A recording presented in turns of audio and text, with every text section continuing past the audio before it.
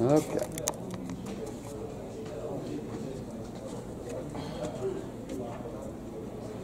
So this is our session of firewood business owners. These folks make their living. I've visited some of these guys. And so you tell anything you want to tell. I'm not going to tell anything, though I feel like it. I won't. I'll let you tell your story. But the first gentleman is David Porterfield. When I went doing my firewood studies, I think it was right before Christmas, he lives in the valleys up there around Virginia, West Virginia border. And it was like 20-mile-an-hour winds and 20 degrees. And I froze all day long, and I had all the clothes that Walmart sells on. And he had a longer beard, so he kept himself warm. But we had a great day. His daddy Keith is back here. He hung out with us, ran the lift, and David ran the processor. But he brought some pictures for show and tell, and I appreciate that. So David, you want to tell us a few things? A little bit. As loud as you can. We just kind of started, kind of a niche we found is just using bags like you see in the background, easy to transport, put them on flatbed, just simple to move around everywhere. Yeah, open it up. That shows you what I. This is a vented bag. It's a third of a cord. So when he runs the processor, he dumps in it directly. And it's got straps to go to the forks on a skid steer. So he's dumping the wood in here. It's going on a pallet. Is that right? Yeah. Okay. You keep talking. Yeah, we just use skid steer forks to hold it up, bring it in off the conveyor, and when we're done, set it down on the pallet. It's got a drawstring tied up, and then just set it for storage. And so he's trying to season his wood outdoors. He does not have a kiln. Right. Yeah. It's been working pretty good. Tell them where you get your pallets. It varies. If you buy a pallet, they're a little over $10. They do sell them in increments of 10 for about $13.60. What volume of wood fits into that? A third of a quart. Okay. We've stacked a few, and it comes out really close. So some will be over, some will be a shade. Just loosely dumped in? Just loosely, yeah. Yeah. We haven't tried stacking any. I figured it would kind of tough. Yeah. Stack It's on a regular size pallet. It does, yeah. I've always wanted to get into the pallets, but it's just the labor of stacking all the wood on the pallet, so this kind of solves that. Exactly, yeah. And that's good for air drying? It is. See all the vented? I can see here, yeah. Yeah. It's meshed through. And air flows through, better than in a big pile, because Now, in a situation like that, you would have it put together now, and that would be distributed to your customer? Are you delivering it in there? Delivering it yes. to that. Mm-hmm. Now, do you want the bag back, possibly? No, They buy and again? I'll tell you what, this part's really durable, but after the sun eats away at It these, lasts very long. on the second year, you try to lift them with them, more than likely you're going to smash them. But if you move it by the pallet, you're not lifting by this anymore, are you? Exactly, exactly. When you get it to where it's going, how do you get it off the truck to a customer? Or Well, it's got to go to a customer has some capability. Forklift or Yeah, something like skid that. steer, forklift, what have you. so the general public though, it'd be hard to It take would. it and get off the truck. It would. It does work great, just set one back to somebody's pickup. Right. Especially And if then they let have a them nice do it. pickup, what have you. Well, one thing you can do is dead roller conveyor is just conveyors with rollers, no power. And something you could do if you had the rollers close together is take a trailer and put the whole floor so you could roll this off.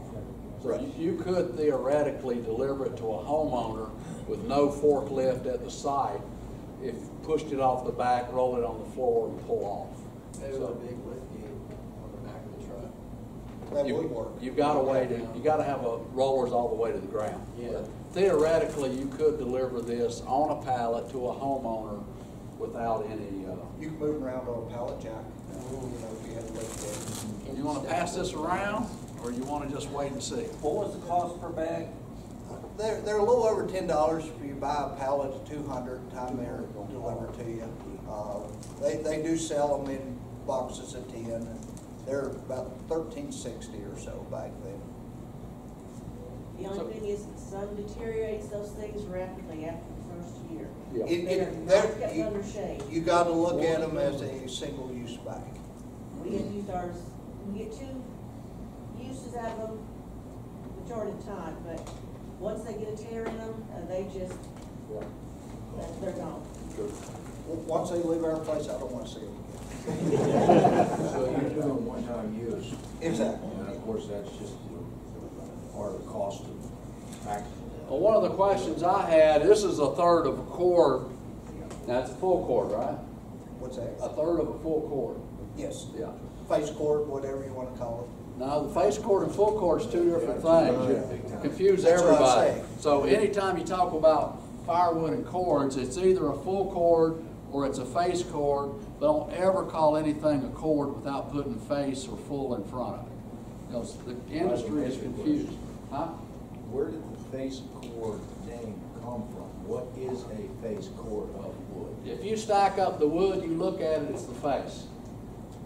It's one row. It's what you look at. One row is a face of wood. A cord of wood is 128 cubic feet. Yeah, but if it's 16 inches, it's only a third of the 4x8. 4x8x4 is a cord, right?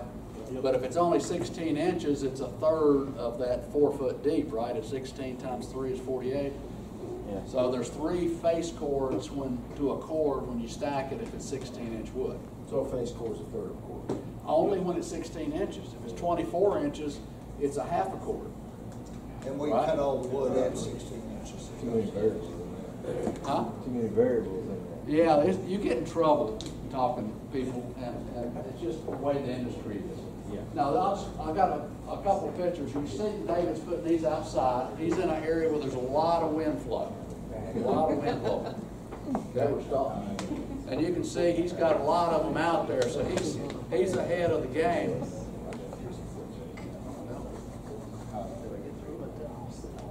There we go. And that's a load ready to transport. Yes. So he's got it, the forklift comes in and picks it up. It looks like you've got the ones on the front facing outside and the other ones come off the end. Is that what you're doing? These you unload from the side, or you unload, or you lifting those? They lifted the ones on the bottom of it. Since then, we've started palletizing everything. Okay, so everything's palletized. Who's your customer base?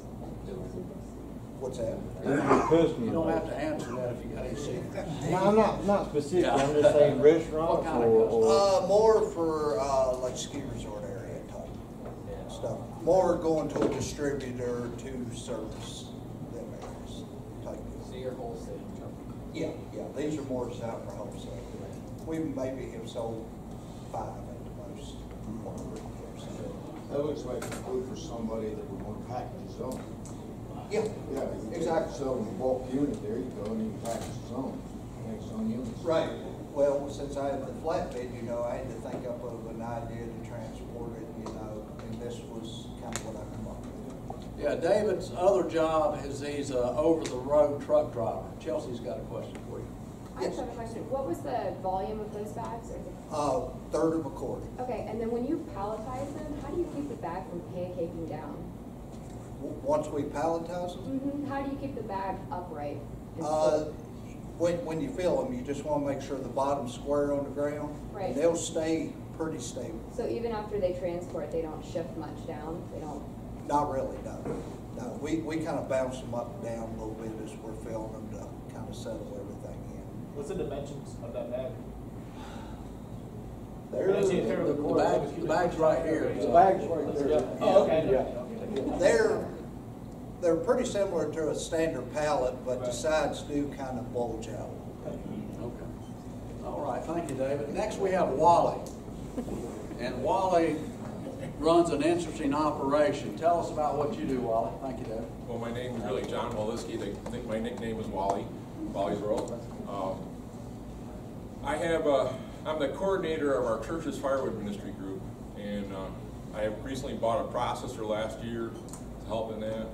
What we do is we work through a couple of the local food pantries and our county's social services department, and we actually give away our firewood to folks that can't afford heat for their house. A lot of these folks have no other extra income. They're without the wood. It's either food, heat, or their medicines. They have to decide. So we work through the social services department, so everybody's screened. We've had problems in the past with some people got the wood and tried reselling it on us to get money out of it, so we make sure that they are deserving of it. I'm also working with, I don't know if you can, a competitor of yours, possibly Barnyard Salvage from Lynchburg, Virginia, that has compressed wood bricks. And he's been donating his waste wood bricks to the wood ministry for distribution to that too, so I'm also giving those out. One of the reasons I wanted Wally to mention this is we do have a guy in North Carolina. His primary customer is churches. Now he charges this guy we have in North Carolina. Wally is donating his. But that is a viable option because, like in this county, we probably have 400 churches in this county. And if you wanted to market them, you can find their addresses fairly easy using the database format. And you can send a letter out saying, okay, for the year 2018, I want to work with churches, and here's an example ministry for you. If you want to buy wood from me, say $500 in so many bundles, I can deliver it. You give me the list, and you sell it to them at a certain price. So you can contract the churches for this. Wally has the example where he's doing it in his area by donation. But for you business folks that need money, you can be part of your marketing. And it's a place if you're giving them a deal on the wood, you might drop down the quality. You wouldn't give them your best wood, your pretty wood. You're trying to sell to the ski resort, you know, the stuff that they want to buy. But you can move this thing because I have another graph that I didn't show that shows you that with income level, actually more poor people burn wood than rich people do. I'll say something about that. If you'll check your, I don't know how it is everywhere, but if you can check your county government, and they'll have an assistance program for people that can't afford heat, whether it be kerosene or propane or firewood or whatever your heat source is, and they'll bid that off. And so you'll provide the wood, but the county will pay you for it out of the assistance money. That's another way you can check kind of market too. Good job. And how we're working our wood, we accept wood donations. I have tree service companies that dump on our woodlot. Homeowners will call us when we don't take trees down. We're not a tree service company, but if somebody has we've had a lot of storms in the Lynchburg area lately, and trees are coming down, and we'll go in and remove the trees and either bring the processor to that location and process right on site, and load it in dump trailers and bring back to the church. We also, when we deliver, one of our dump trailers is rigged with a center divider. I can put 2 loads at once, and it's a third of a cord each side, and that's what the folks get for 1 month. Each month they're allowed 1 load of wood. We also give tax donations for people who give us donation of the wood, and we work it that way. We have the problem is we can't keep up with the amount of wood that people want to give us. I mean, it's really amazing that once you tell them that most of this wood is being donated to people that can't afford it, the phone calls just keep rolling in. I have to go Saturday to look at a ex-logging site about 20 miles away that the landowner says we can have anything and everything we want out there. All right. Any more questions for Wally? It's a good job. That's a good ministry you're doing. This is Dallas Bradshaw from Bland, Virginia. And it's just a gorgeous place up the Blue Ridge Parkway right on the Virginia-West Virginia border. You want to share anything with us, Dallas? Dallas Bradshaw. I've been in the wood business for quite a while. Started out from our family had been in the Sawmill business, years ago, and of course it went away. So always been around firewood and logging. Just kind of got into the bundled wood business out of a dare. Some guys I worked with told me it was stupid and couldn't be done in our area. So I've just done it to prove him wrong. Yeah, Dallas lives in a low population rural area. Bland, Virginia is absolutely gorgeous, but there's not a lot of people there. But being in the Blue Ridge Mountains, the ones that are there burn a lot of wood. So he's working with loggers. He doesn't have a scale to weigh the wood in. I'm not telling any secret here, but what he does with his loggers is they bring several loads in, they go weigh those, and the representative, then he buys it based on filling up the trailer. So he has a relationship with loggers to get what he wants. So I went up and visited with him, and he has attended the workshops we did in West Virginia, which were 5 years ago or 6. So he has been a supporter of the National Firewood Workshop and runs a good operation. He's in a rural area, but he's on one of the major roads for that area, and he's easy to get to. So as you know, anybody in the logging business, if they got to haul logs, getting their trucks in and out is a big deal. So he works with the loggers, and they know they can get wood to him when maybe they can't go someplace else. So he has a relationship there with the loggers. Anything else you want to talk about? Okay. Thanks for Dallas coming today. Now, our dry kill folks have left the building. Do we have any dry kill manufacturers? They're over there. Okay. This is Luke Hall, and Luke is an operation that's kind of unique in the firewood business. He works for a large lumber company, and they do firewood. Now, you would think it would be natural for a lumber company to want to be in the firewood business because they've already got a set of scales, they've already got the big lifts to move logs around, they've already got maybe a boiler to run a dry kill, and they're used to handling volume. So Luke's going to tell us whatever he wants to share with us. About our wood splitters is we have 2 Cord Kings, and which they run on diesel fuel. We convert them to electric power, which saves you money throughout the year. And of course, when it's cold in the winter time, you know, you're not having to crank on that thing, or the fuel's gelled up and all this stuff. So with the flick of a switch, you've got electric power all the time, which is good. We have 2 of everything. That way, if one's down, another one can always run. And I guess on the wood splitters, also, when you're splitting wood, a lot of firewood guys will have different size coal logs, pulpwood logs, all different sizes, so you never know what's going to come through your splitter. Ours stays generally the same, about 8 to 6 inches, and people will use all different kinds of wedges.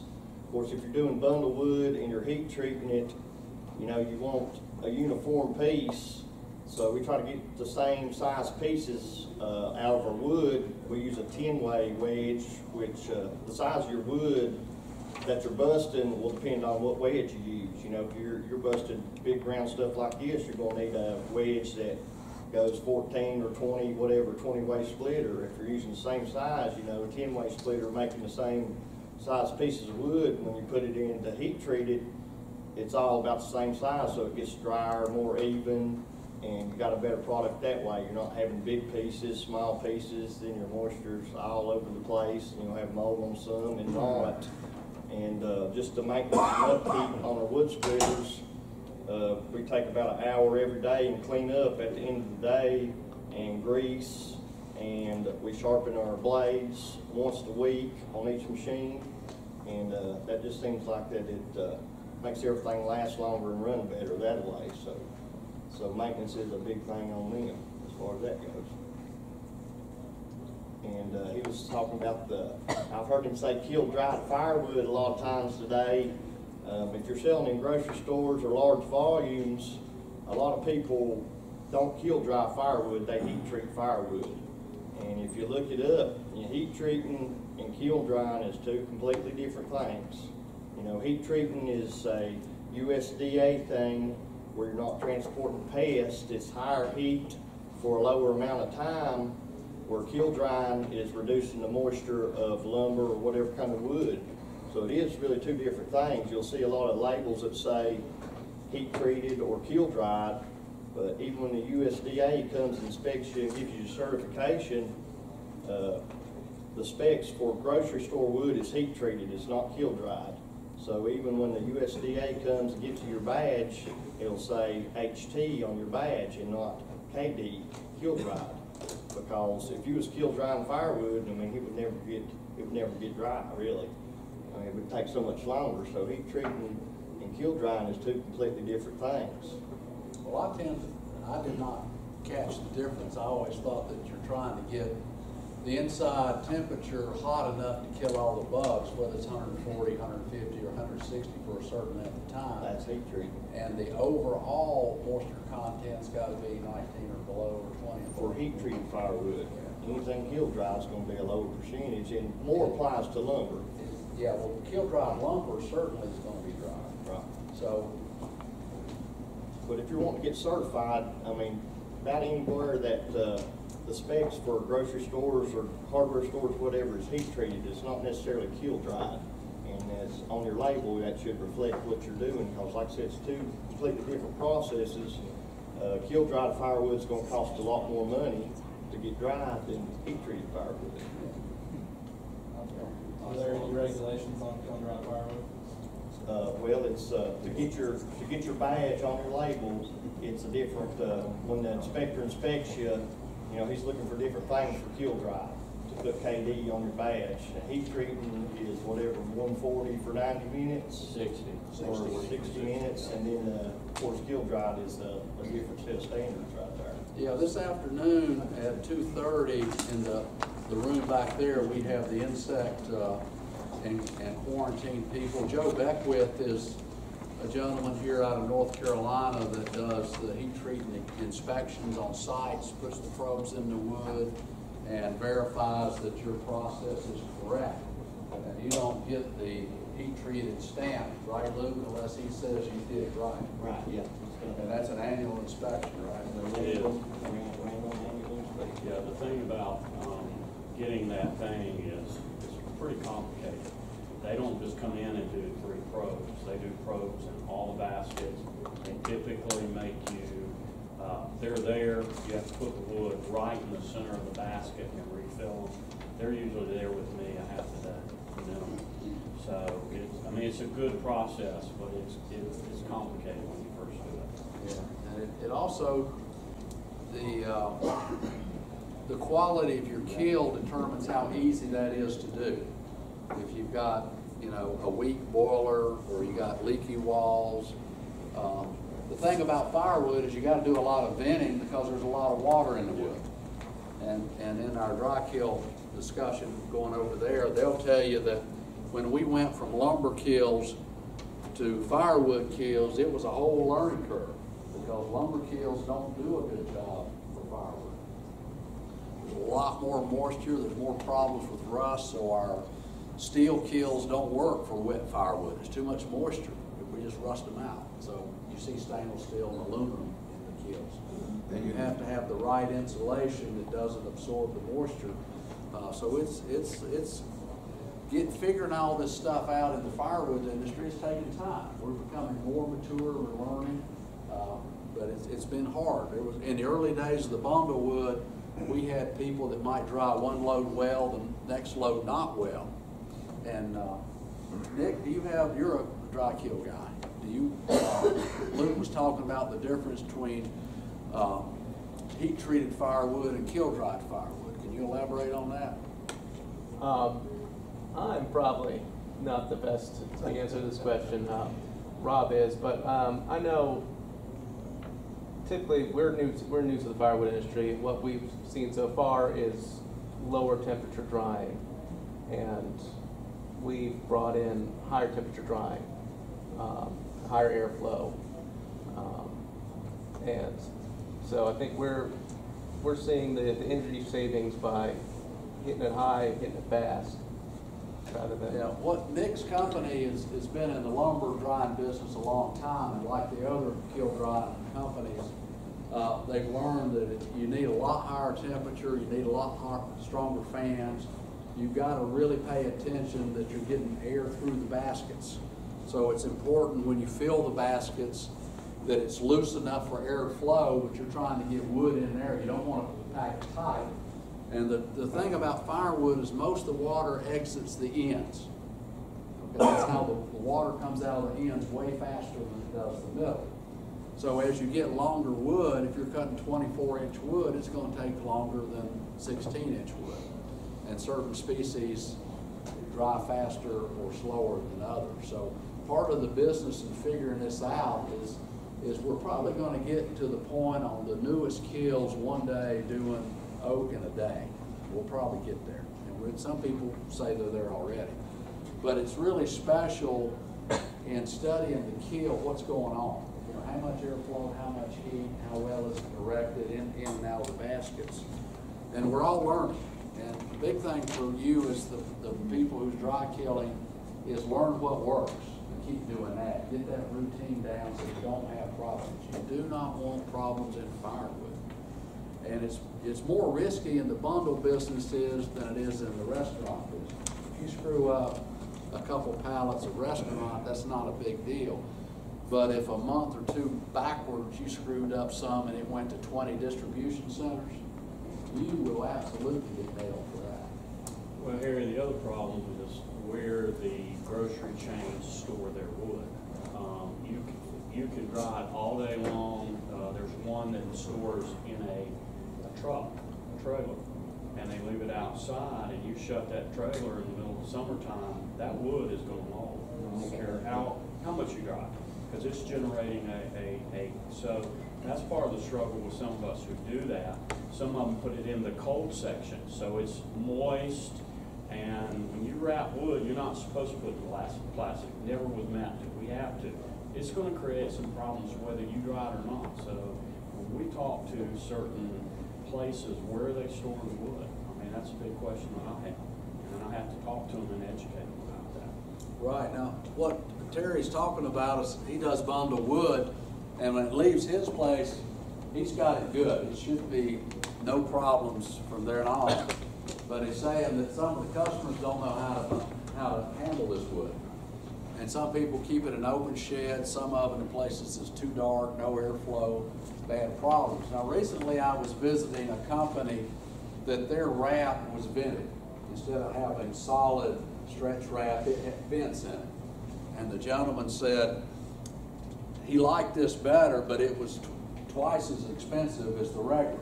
And the reason it is because the people that make it don't have the volume. Remember we said earlier, if to get the lowest cost, you got to have the volume. So maybe as more people use that, it'll get the price down. If more people use these bags, they might get cheaper.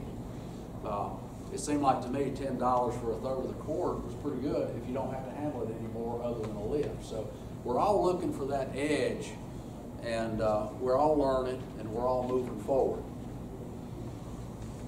I'm trying to think, somebody I didn't call on that might want to add something. Anybody want to add? Vented plastic, I have about 100,000 sheets of vented plastic, half price. What's that? The vented plastic you mentioned, Yeah. I have about 100,000 sheets. I don't need it if someone wants it. You don't like it? I don't need it. I don't bundle. I don't bundle anymore. Okay. I have extra plastic. Brandon's down. Brandon, I'm butchering your name. Brandon, yeah. Brandon, okay. Is down in the Hilton Head area of South Carolina. He's got a bunch of this stuff wrapped. So if anybody needs some, catch up with him.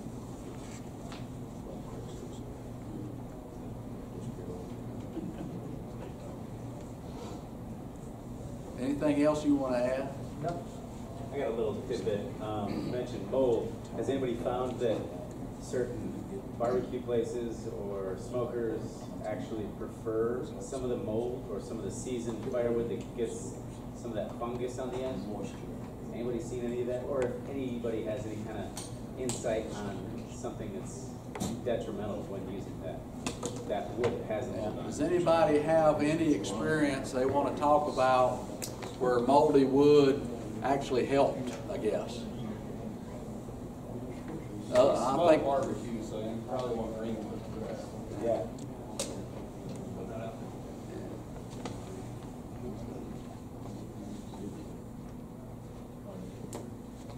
Yeah, I have a question. So you mentioned that, this gentleman here mentioned that sometimes the chain store puts it in the cold section in the DC. Why are they doing that? Do they perceive they need to keep it cold for some reason? No, it's just where that's where they're, for example, Ingles, that's where they say it should be stored. Doesn't have anything to do with it. No reason for it other than that's where they got a spot to put it. And sometimes you can tell them, and they'll listen, and sometimes they just keep putting it in there. Perishables will be in one section, or dry goods are in one section, so one thing can't contaminate another thing, and most of those places are climate controlled. But when your wood comes out, I mean, it's like a sponge, the moisture's gonna rise and fall, you know, especially when you put plastic around it. And the mold is not a defect, but it will get sitting back on you. That's correct. And when you're, like you're saying, you're making 25 cents a bundle, and you get a tractor and trailer load brought back, well, you've lost your ass on that load. You lost the whole month. Now, complaints, what I feel is that the number of complaints with firewood people has gone down. I think our quality has been picking up over the years. And we do have two associations in the firewood industry. One is called the National Firewood Association that was started by Scott Salverton in Duluth, Minnesota. And Scott was interested in firewood, and he wanted to do something to help the industry. So it's a producers-oriented organization. And you can find it on the web. I believe it's nationalfirewoodassociation.org. And he came down at the first workshop that we did, and he may have 50 or 100 members scattered around the country. Is anybody here a member of the NFA, National Firewood Association? He has a website, and you can go online and find producers that belong to his group. And then there's another group, it's a Producers Association. It's more focused on the distribution and setting up quality standards. And the standard would be the platinum, the gold, and the bronze. And it's related to moisture contents and the time. But there's also standards. And the idea there, and it's mainly looking at bundle wood, is trying to get the quality of our bundle wood so good that we don't create any problems for anybody. And that's a worthy goal. And a lot of buyers like anytime there's a certification program that gives them a little safety that you've gone that extra mile. So what that group is trying to do is to promote standardization and higher quality. And Jeff Friedman, who couldn't be here today, he was supposed to be here today. I heard from him yesterday, and he said he had gallbladder surgery.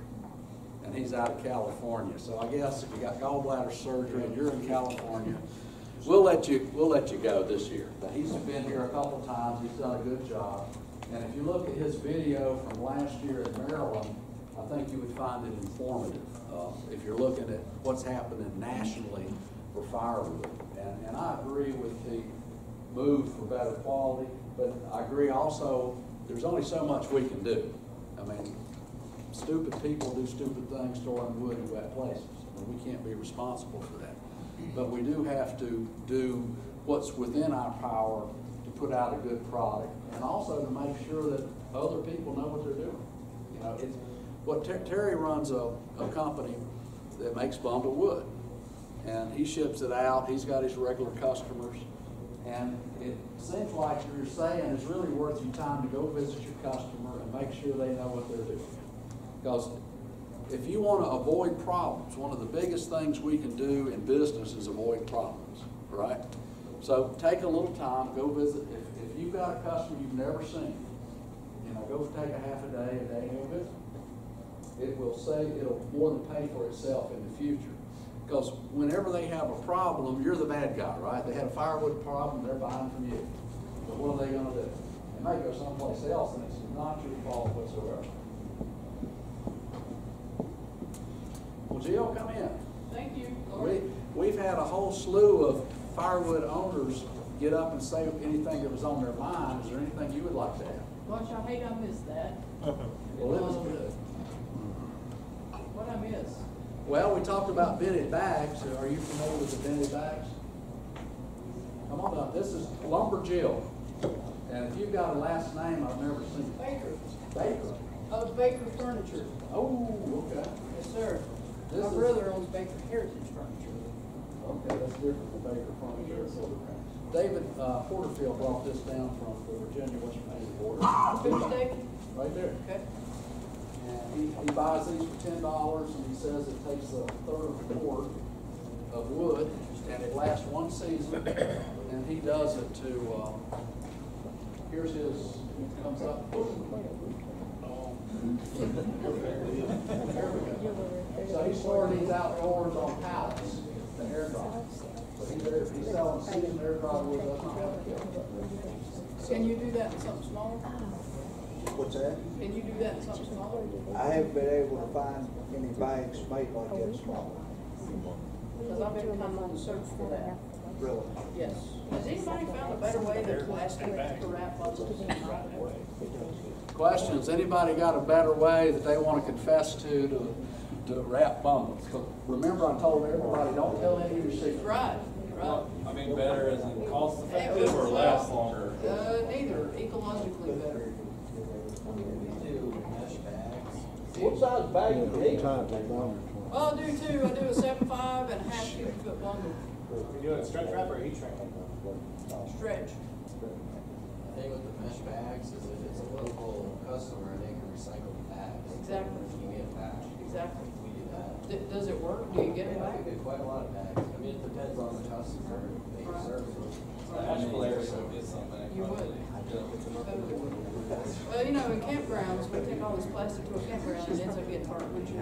Yeah, and in campground's easy because everyone's buying the wood there and they can say, hey, don't throw your bags away. They stuff them in a big black trash bag and bring them back and reuse them. Right. So the question is, how many cycles can you get out of a bag? Probably two. Two cycles, but that cuts your cost in half. How much are they? Depends where you order them from. Yeah. I mean, there's Well, all maybe kinds we of talk. bag suppliers, Maybe we but talk. 30 cents or so. You can go and you can buy a China. What, 10-cent bag? Yeah, we should have about 50,000. Exactly. Exactly. I have another question. I had several good old boys a couple years ago tell me they were going to make about 10,000 copies of my label with my USDA certification. What I did is I put a holographic sticker. Has anybody else run across this? People stealing your labels? Let them steal it. For the USDA symbol? No, I haven't seen a problem. No? I can see how anyone could. just Sure. make Well, that's it. what they said. They were going to make about 10,000 copies of my label, go set up right outside the park, and now they put my reputation on the line. Well, they don't have like an ID number or something on the label. They had a unique number for you. Right. It would help. The USDA needs to do that. Exactly. And yeah, each person has their own unique number. Right. What I did is I put a holographic sticker on each one of my labels, and I put a statement on my label that says, "This is designed to prevent fraud." If you get a label that has a black circle on it, it's fraudulent. It is not authentic lumberjack firewood. It is not legal to take into the Smokies. You know, the Smokies is a little bitty island in the world, but if and when the state and the U.S. Forest Service approve this law, it could become a bigger deal. I just wondered if anybody else had problems with that. I'm sorry, approve what law are you speaking of? Well, I'm talking about the certification, the 14040 requirement. Not familiar with it, can you summarize it? Yes, in a nutshell, so the insect of interest is the emerald ash borer in the Smokies, in my neck of the woods, in Great Smoky Mountains National Park. Is So- it area? Say again? Is that ashboard area? It is, yes. It was confirmed 2 seasons ago. It's devastating up in Well, and, Washington, D.C. yeah, down here, the ash is not a I've got dominant. some beautiful trees and they're It's terrible. Chelsea had a question. You want to ask Lumber Jill a question? No, it was something separate. I just wanted to ask the room. Oh, you want to ask the whole group? Oh, well, stand up and catch that real quick. Okay. I just was curious because it sounds like this room has a lot of people that are doing bundling in here. And I guess anybody that has an email address on their website gets a lot of, emails from all over. And we, on a daily basis, get hit with people from all over the world, whether it's the Middle East or Ukraine, everywhere. But my question is anyone finding success in these markets, in these international markets, or is that something that you guys are also seeing in your email and you're just kind of deleting and letting go? Because we've been approached and talked to people, but haven't really. Most are scams. Right. Okay. I've read about companies shipping wood to like Saudi Arabia, 100% hickory wood. I've read about that. I don't know. Okay. I mean, we've had a few successes with it, but it wasn't something that came through our email. And we don't bundle anymore, but there were some other markets that people are kind of tapping into around us, and I wasn't sure if anyone's exporting whole logs or firewood or anything like that.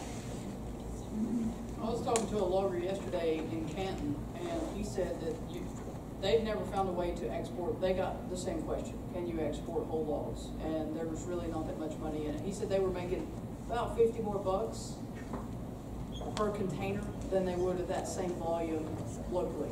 Right. So, and they were saying it's such a hassle because if you beat up the container, they want you to fix it. And all the wood goes abroad, all lumber, that's where the market's at. The local market's gone. Furniture markets are gone.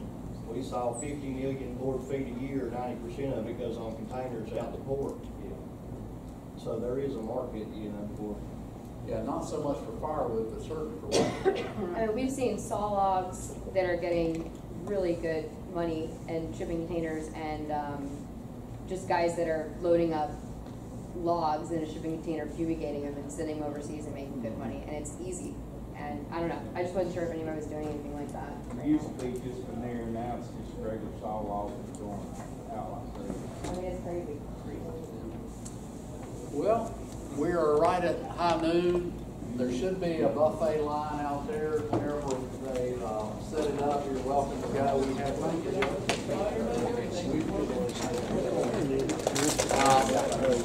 the demonstrations are out back. Remember to use safety glasses, earplugs if you're close to any machine with a plug. Nice.